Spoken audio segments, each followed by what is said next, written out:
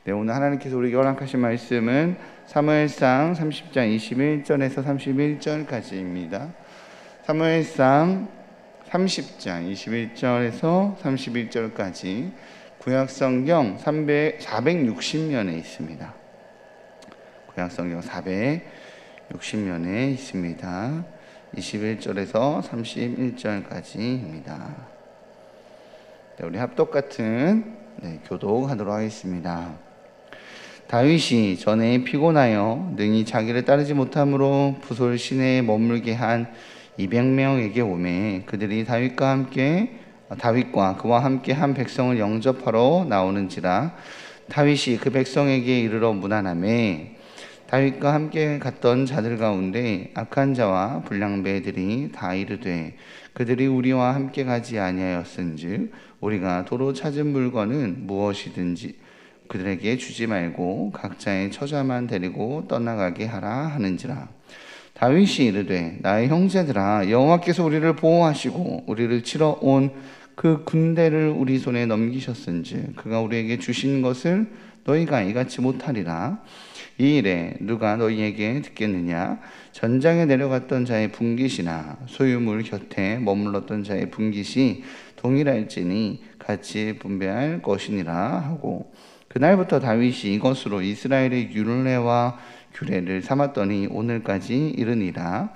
다윗이 시글락에 이르러 전리품을 그의 친구 유다 장로들에게 보내어 이르되 보라 여호와의 원수에게서 탈취한 것을 너희에게 선사하노라 하고 베델에 있는 자와 남방 라못에 있는 자와 얏딜에 있는 자와 아로엘에 있는 자와 신봅에 있는 자와 에스드모아에 있는 자와 라갈에 있는 자와 여라무엘 사람의 성읍들에 있는 자와 겐 사람의 성읍들에 있는 자와 홀마에 있는 자와 고라산에 있는 자와 아닥에 있는 자와 같이 읽겠습니다. 헤브론에 있는 자에게와 다윗과 그의 사람들이 왕래하던 모든 곳으로 보내었더라. 아멘. 오늘 말씀으로 우리 주님께서 은혜 주실 줄 믿습니다. 일본 오사카의 고등법원 형사부 총괄 판사였던 사람이 있습니다. 그의 이름은 오카모토 겐이에요. 그는 1987년에 36년 동안 재직했던 판사직을 이제 퇴임했습니다. 늘 큰 사건을 맡아서 처리해 오던 유명한 판사였기에 그가 정년 퇴임까지 5년도 더 남은 상황에서 이제 일을 그만두자 사람들은 모두 변호사를 개업하려고 하는 건가 보다라고 생각을 했습니다. 그러나 그는 퇴임하자 전혀 엉뚱한 곳으로 찾아갑니다. 바로 집 근처에 있는 요리학원이었습니다. 그는 요리사 자격증을 따서 음식점을 내겠다는 각오로 육심이 다 된 나이에도 불구하고 하루도 빠짐없이 학원을 나갔습니다. 그는 손잡벌되는 젊은이들과 함께 칼 쓰는 법과 양념 만드는 법, 야채 써는 법까지 배우기 시작했습니다. 그리고 마침내 1년 만에 그는 요리사 자격증을 따내더니 자신이 일하던 법원 앞에 2평 남짓한 간이 음식점을 내었습니다.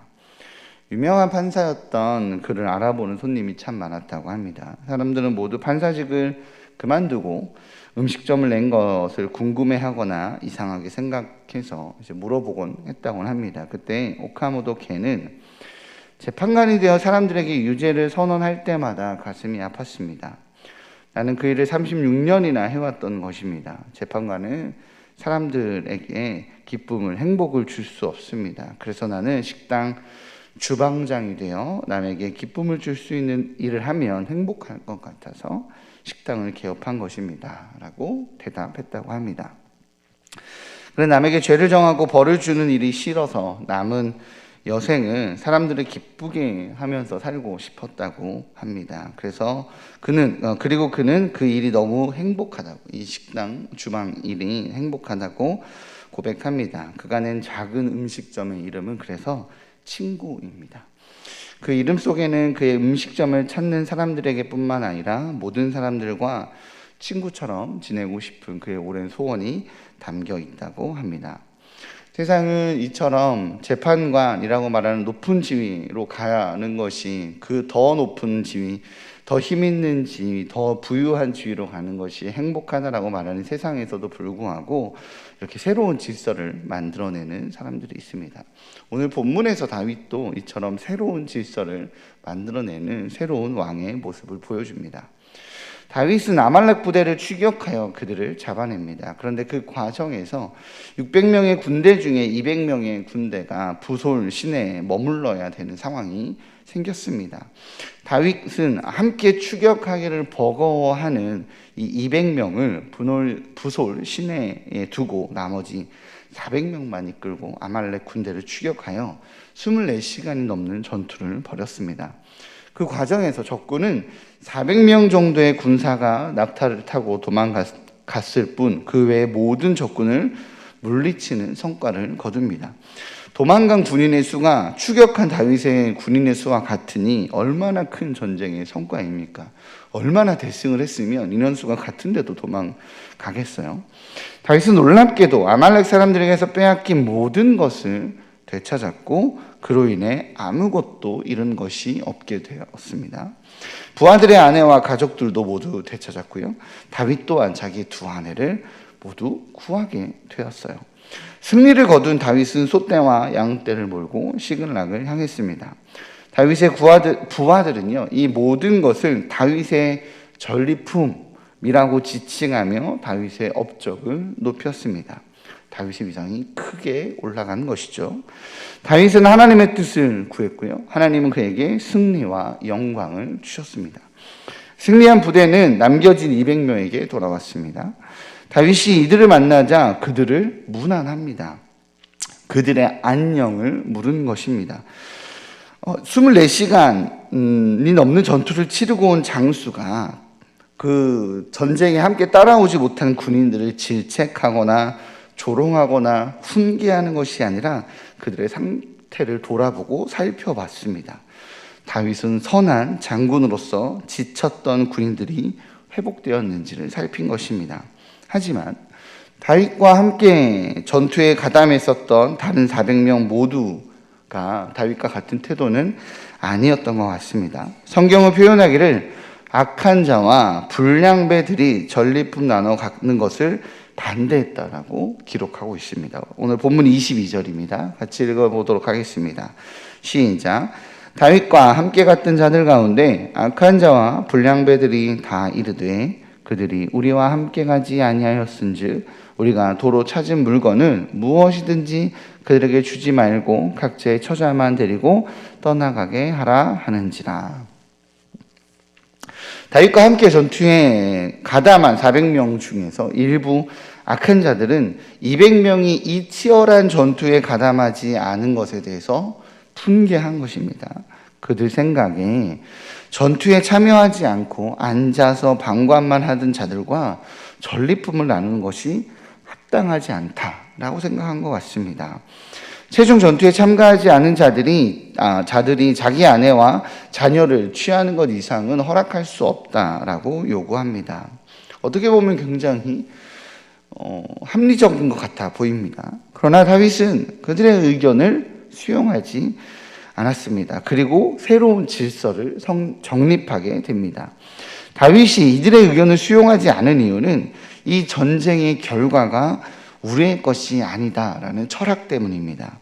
이 전쟁에 대한 전리품은 우리의 수고에 대한 보상으로 생각할 수 없기 때문에 악한 자들의 의견은 수용할 수 없다라고 다윗은 말합니다.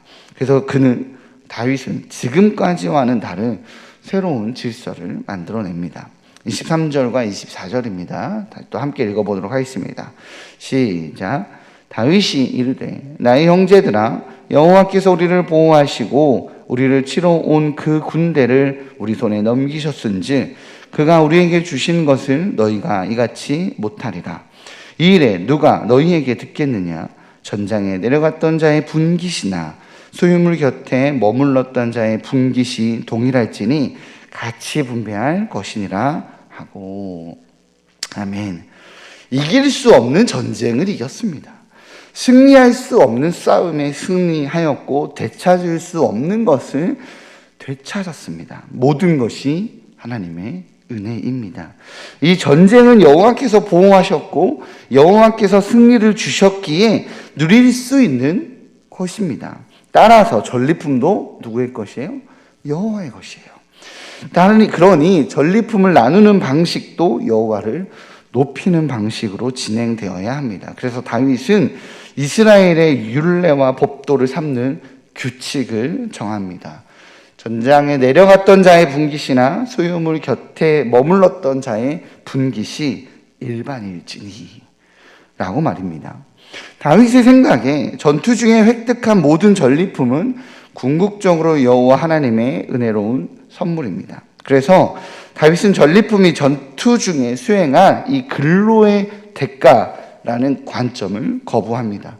다윗의 입장에서 이 전리품은 신성한 선물로 봐야지 세속적인 수입으로 보아서는 안 된다는 것입니다. 전투는 여호와 하나님의 소유이니 여호와의 백성 모두가 누려야 하는 여호와 하나님의 선물입니다.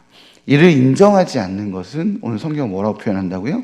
악한 자와 불량배라고 성경은 표현하고 있습니다. 이러한 관점에는 다윗이 놓지 않고 있는 철학이 있습니다. 먼저 다윗은 전리품보다 더 귀한 가치를 부여받았다라는 철학이 있습니다. 그것은 전쟁에서 중요한 것은 전리품이 아니라 하나님의 보호와 적의 패배입니다. 최전선에 싸운 자들의 분노는 전리품을 기대한 것보다 적게 받게 될 것이라는 생각에서 나온 분노입니다. 그러나 가만히 돌아보면 이미 더 큰 가치를 선물로 하나님께 받았습니다. 그것은 전투에서 내가 죽지 않았다는 것과 이 전쟁을 승리했다라는 사실입니다. 전쟁의 초점이 전리품에 있으면 그 부대는요, 합력하지 않게 됩니다. 전쟁의 초점은 어디에 있어야 되죠? 승리에 있어야 합니다. 다윗은 승리를 주신 하나님에 대한 철학이 있었습니다. 또한 다윗은 집단 내 평등의 원칙이라는 철학을 갖고 있었습니다. 군사작전의 성공에는 여러 가지 서로 다른 직무의 수행이 요구됩니다. 누군가는 전투의 최전선이 아닌 보급의 역할을 할 수도 있고요. 누군가는 소식을 전하는 위치에서 직무를 수행할 수 있습니다. 모든 직무가 각자의 자리에서 놓쳐서는 안 되는 가치가 있기에 전쟁의 승리는 전체적인 노력이 합쳐져서 얻게 되는 것입니다. 그래서 모든 구성원의 성공의 과실은 동등하게 나눠져야 한다라는 철학을 다윗은 가지고 있었습니다. 다윗이 전쟁에 대해 이와 같은 철학을 가지고 있었기에 지금까지와는 다른 질서를 오늘 본문을 통해 만들어냅니다. 사실 다윗이 만든 이 새 질서는 생각하기에 따라서는 굉장히 위험한 질서입니다. 전투에 나가지 않아도, 치열한 전쟁을 지키지 않아도 받는 분깃이 같다면 게으르고 악한 자들은 이 치열한 전장은 피하려 할 거예요. 뒤에 머물러 있으려 하겠죠. 대가가 같으니 위험한 곳은 일단 피하고 보자라는 이기적인 태도가 생길 수 있습니다. 그렇게 되면 군대의 기강은 흔들릴 것이고 위험을 무릅쓰지 않는 군대가 될 것입니다. 이러한 위험이 있습니다. 이러한 부담감이 있습니다. 이러한 부작용이 있을 수 있습니다. 그럼에도 불구하고 다윗은 위험하지만 효율적이지 않을 수 있지만 선한 선택을 결정합니다. 승리와 나눔에 있어서 세상과 다른 선한 결정을 합니다. 함께 수고한 이들은 모두 함께 누릴 수 있어야 한다는 은혜의 기준 말입니다. 그리고 그 기준은 이스라엘의 기준이 되어집니다. 다윗은 전쟁의 상흔이 남은 이 시글락 마을에 돌아와서도요, 동일한 결정을 합니다.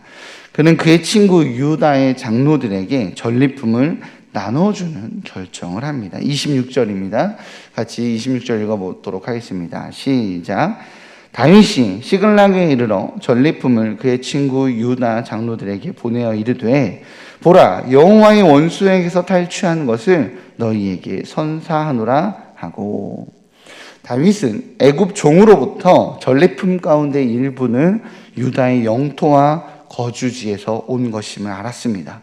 그래서 다윗은 자신과 왕래하던 유다의 14개 지역으로 전리품을 나눠서 보냅니다.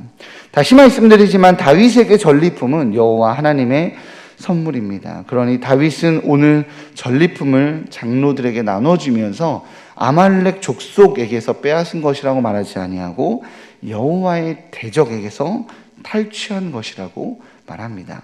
즉 다윗의 이 자신의 군사적인 업적은 정복으로 본 것이 아니라 십자군 운동으로 본 것입니다. 다윗은 아말렉 족속에 대한 보복의 의미로서가 아니라 여호와의 기름 부음 받은 자로서 이스라엘 백성, 하나님께서 자기에게 허락하신 이 양들을 지킨 행동인 것입니다. 이스라엘 백성의 지배자로서, 왕으로서, 통치자로서, 지배자로서 행동한 것이 아니라 이스라엘 백성을 지키는 하나님의 종으로서 행동한 것입니다. 이는 영적인 순종의 행위이고 기름 부음을 받은 하나님의 예언의 성취자로서의 행동을 의미합니다. 우리는요, 오늘 다윗을 통해서 하나님께서 기름 부으신 자의 바른 모습을 보게 됩니다. 세상의 기준은 남의 것을 빼앗아 나의 것을 채우라고 합니다. 다른 이들의 위에 올라가서 군림하라고 말합니다. 그러나 다윗은 자신의 수고와 자신의 희생으로 이스라엘을 먹였고 이스라엘을 살렸습니다. 이것이 하나님께서 요구하신 여호와의 기름 부음 받은 자의 모습입니다. 이것을 성경은 청지기라고 말합니다. 하나님의 기름 부음 받은 자이신 우리의 예수 그리스도께서도 이와 동일한 모습으로 우리에게 자신을 소개하셨습니다. 나는 생명의 떡이다 라고 말입니다. 그리고 이러한 모습으로 자신을 희생하여 우리를 죽음에서 살리셨습니다. 남을 통해 나를 살리는 세상에서 나를 통해 남을 살리는 하늘의 가치를 보여주셨습니다. 이 모습이 하나님께 기름 부음 받은 자의 모습입니다. 이 모습이 하늘의 가치를 아는 자의 모습입니다. 우리 역시 마찬가지입니다. 예수 그리스도의 십자가의 능력으로 우리는 우리 삶의 영원한 생명이라는 하늘 보좌라는 승리를 얻었습니다. 하나님께서 생명을 주시고 기름 부으시고 인치셨습니다. 하나님께서 허락하신 승리가 우리에게 있습니다. 승리를 누린 자는 그 승리로 얻은 전리품으로 세상을 먹이고 세상을 회복시키며 세상에 하나님의 의를 드러내는 통로로 사용되어져야 합니다. 어그러진 세상에서 새로운 질서, 너의 것을 누려라고 말하는 세상에서 나는 하나님이 주신 거니 청지기로서 하나님께서 주신 것으로 세상을 먹이겠어 라고 말하는 사람들, 그렇게 나를 통해 세상을 회복시키는, 삶의 자리를 회복시키는 기름 부음 받은 자의 바로 그 삶을 살아내시는 우리 일산 중신의 귀한 성도님들 되시기를 주님의 이름으로 축복합니다. 기도하겠습니다. 사랑의 주님, 예수님 닮기 원합니다. 나를 죽이고 세상을 살리신 예수님 닮기 원합니다. 오늘 하루도 나 혼자 살아가기도 버거워서 주님, 나조차도 돌보기 버겁습니다 라고 때로는 말할 수밖에 없는 연약한 우리이지만 내가 너에게 보행자와 걸을 힘뿐만이 아니라 말과도 경주할 힘을 주었다라고 승리와 능력과 하늘의 힘을 주신 우리 주님을 신뢰하기에 오늘도 주님 닮기 원합니다. 하늘의 힘으로 살아갈 수 있는 저희에게 허락하여 주시옵소서. 하늘의 힘을 누리기에 하늘의 가치를 만들어내는 저희 될 수 있도록 오늘 하루 말씀에 지배받는 삶, 하나님과 동행하는 삶 될 수 있도록 붙잡아 주옵소서. 이 모든 말씀 예수님의 이름으로 기도합니다. 아멘.